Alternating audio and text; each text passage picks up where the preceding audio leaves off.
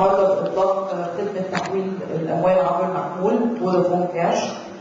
وبرحب بالساده الضيوف الاعلاميين والساده التنفيذيين من بنك التعمير والاسكان، برحب بيهم. وهنبتدي بكلمه المهندس حاتم بيدار الرئيس التنفيذي لشركه فودافون والعضو المنتدب.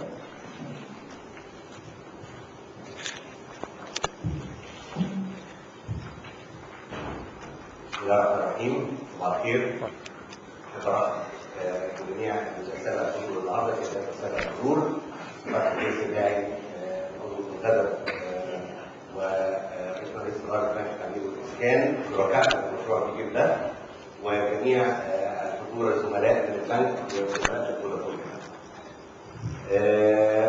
احنا النهارده بنتكلم عن مشروع اتكلمنا عنه كتير في السنين اللي فاتت، ومن الحاجات اللي احنا كلنا في مصر كنا مستنيينها لانها بتمثل نقله نوعيه لخدمات الموبايل ونقله كمان للخدمات البنكيه.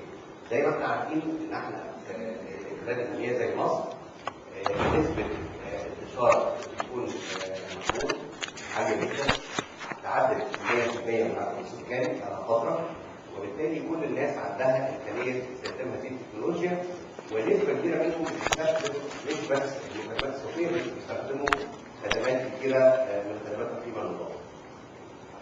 في نفس الوقت لسه احنا عندنا قطاع البنوك في مصر ما زال في فتره النمو، لسه ما وصلناش لهذا النسبه من الانتشار، وده بيخلق لنا نوع من الانسجام اللي احنا ممكن نعمله، ان احنا ازاي نوصل للنسبه المشتركين عندنا في خدمات المحمول اللي معاهم التليفون يقدروا يستخدموا التكنولوجيا بتاعتهم، بس ما عندهمش الامكانيه او الجرأه او الامكانيات الماديه اللي تخليهم يدخل ويبقى عاوز يفتح حساب في البنك. فاحنا دلوقتي بنوصل لمرحله ان احنا بنسهل له حاجه بسيطه جدا، هو بيقدر يفتح موبايل وولد يودع فيها فلوسه ويقدر يدفع فيها لحد تاني او يحول اموال لشخص تاني.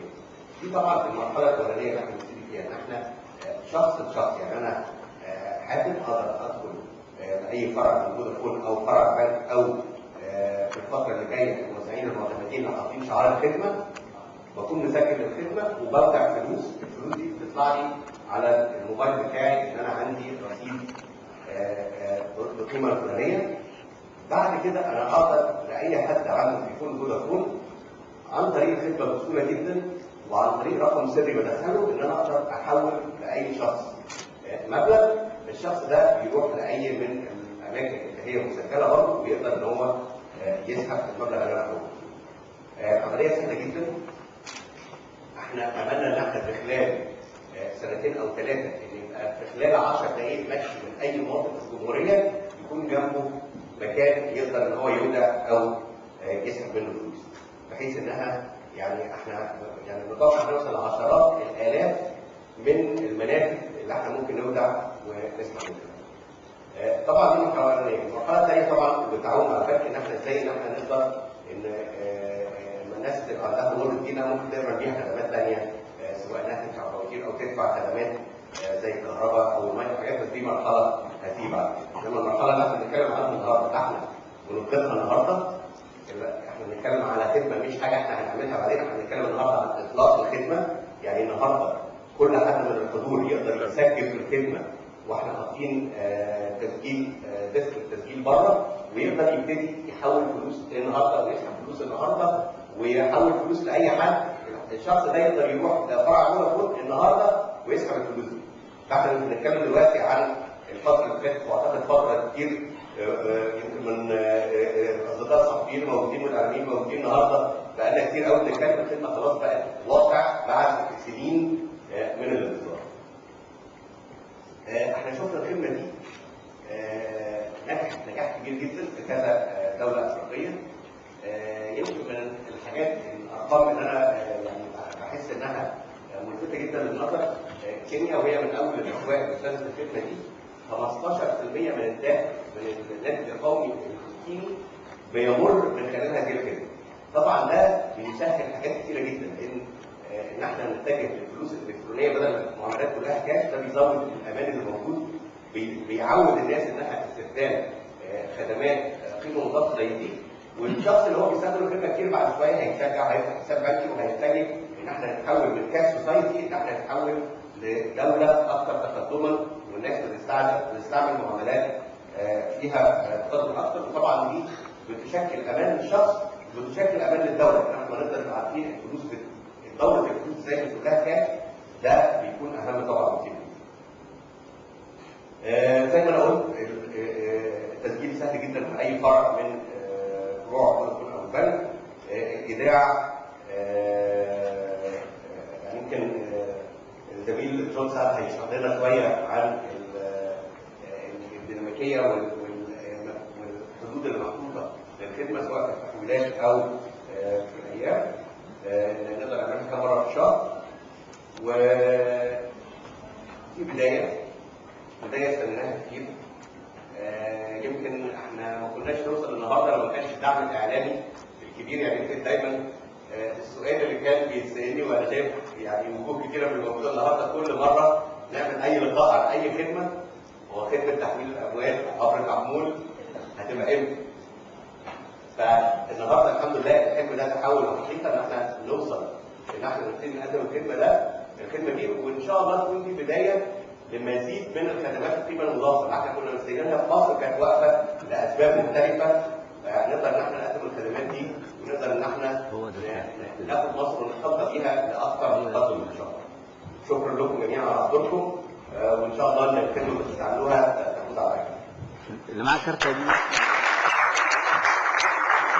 شكرا يا حازم على التوضيح، واحنا فعلا فخورين وسعداء ان احنا قدمنا الخدمه دي قبل كده. بندعو الان الاستاذ فتحي السباعي رئيس مجلس اداره بنك التعمير والاسكان يلقي كلمه للحضور.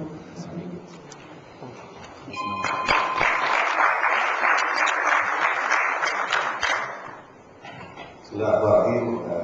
حاتم بيه بالله سي او لشركه فودافون، استاذ جون سعد رئيس قطاع تسويق شركه فودافون، مصر مشرف على قطاع الاعمال المركزيه بنك التعمير والاسكان، جوه الحاضرين اخواتنا واخواتنا واصدقائنا الصحفيين زملاء شركه فودافون. انا سعيد ان اكون موجود معاكم النهارده في اعلان بدايه تسجيل خدمه نقل الاموال عن طريق المحمول. وانا فخور طبعا ان يكون بنك التعمير والاسكان بالاشتراك مع شركه فودافون سباق في تقديم هذه الخدمه للجمهور. الخدمه الحقيقه هي من الخدمات الهامه جدا واللي بيحتاجها السوق بشكل كبير جدا. زي ما قال حاتم بيه ان احنا كبنوك حتى هذه اللحظه نعتبر نفسنا ان احنا ما قدرناش نغطي السوق التغطيه الكافيه. اخر 10 سنين يمكن زاد عدد المتعاملين مع القطاع المصرفي من حوالي اقل من 4 مليون شخص الى 10 مليون شخص النهارده، بس ما زالت النسبه ضعيفه جدا بالنسبه لجموع الشعب المصري. احد الاسباب تراضي الجغرافي في المدن والقرى والنجوع، في صعوبه طبعا لفتح فروع في هذه المناطق كلها، وبالتالي بيلجا كثيرا من الجمهور المصري بالذات المناطق النائيه الى التعامل النقدي بما يعرضهم طبعا لخطوره ضغط الاموال وعمليه العبء اللي بيجي على البنك المركزي في اصدار نقود واعاده اصدار نقود اخرى نتيجه التالف وتجميع النقود المستهلكه. غير انه طبعا وجود الاموال دي في صوره نقديه بيحرم السوق من استخدامها لاصدار الدخل. وجودها داخل القطاع المصرفي بيعيد تشغيلها بشكل اكبر بما يعود على البنى القومي الاجمالي بشكل احسن. غير ان هو خدمه فيها نوع من الكونفينينس، فيها نوع من الملائمه لاحتياجات الجمهور. لما شخص النهارده موجود في القاهره وعايز يحول مبلغ لزوجته في احد المحافظات او احد القرى في الريف، الموضوع هيبقى سهل جدا جدا عن طريق الموبايل تحول المبلغ، تستطيع هي تستقبل القيمه وتروح تسحبها من اقرب مركز من مراكز البيع.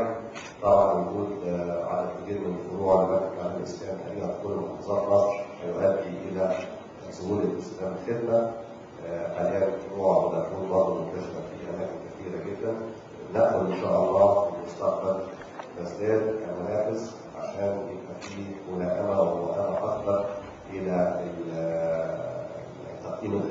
بشكل ايسر واسهل.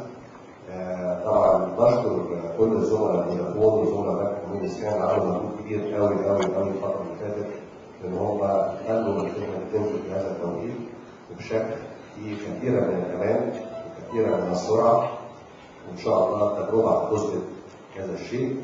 ايضا ما نقدرش ما نقدمش الشكر للبنك المركزي اللي وجه وعمل الكثير من الاختبارات اللي ادت الى خروج الفكره بهذا الشكل.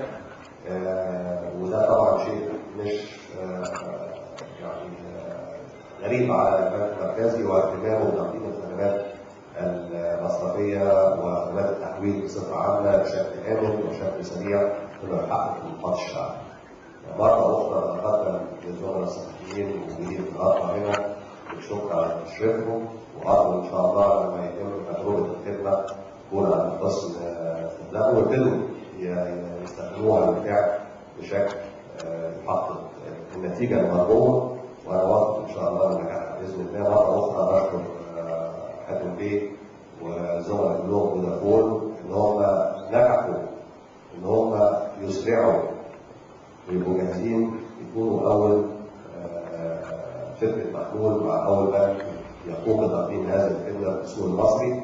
انا فخور بهذا وسعيد بوجودي النهارده مع اقرار الاولاد التوفيق الجميل. شكرا.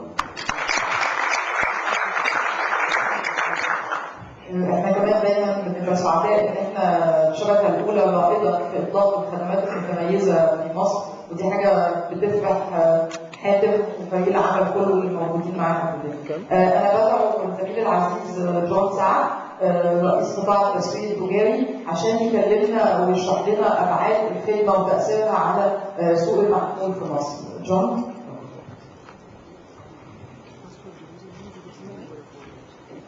طبعا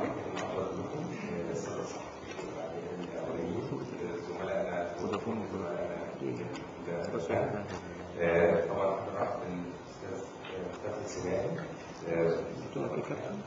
فودافون اصلا هي اول قطاع في مصر في خدمه فودافون كاش او خدمه تحويل الاموال من خلال المحمول. اولا احب اشكر طبعا فريق العمل في فودافون وفريق العمل في البنك. طبعا مجهوداتهم في الفتره اللي فاتت كانت كبيره جدا ان احنا نقدر ان احنا نقدم الخدمه ونوصل للي احنا وصلنا النهارده، وبرضه نفضل في الاول في السوق ان احنا نقدم خدمه لعملائنا من خلال فودافون. زي طبعا ما اشار حاتم في كلمته ان فودافون بنعتز بثقه عملائنا، ودايما كبير جدا ان احنا نبقى الاول في السوق ويبقى عندنا رياده في الخدمات الجديده. زي ما انتم عارفين احنا اللي احنا بنقوله للعملاء على طول ان القوه من ايديك. فاحنا الخدمه دي خدمه من الخدمات اللي بنحس ان هي تكمله لرحله القوه من ايديك.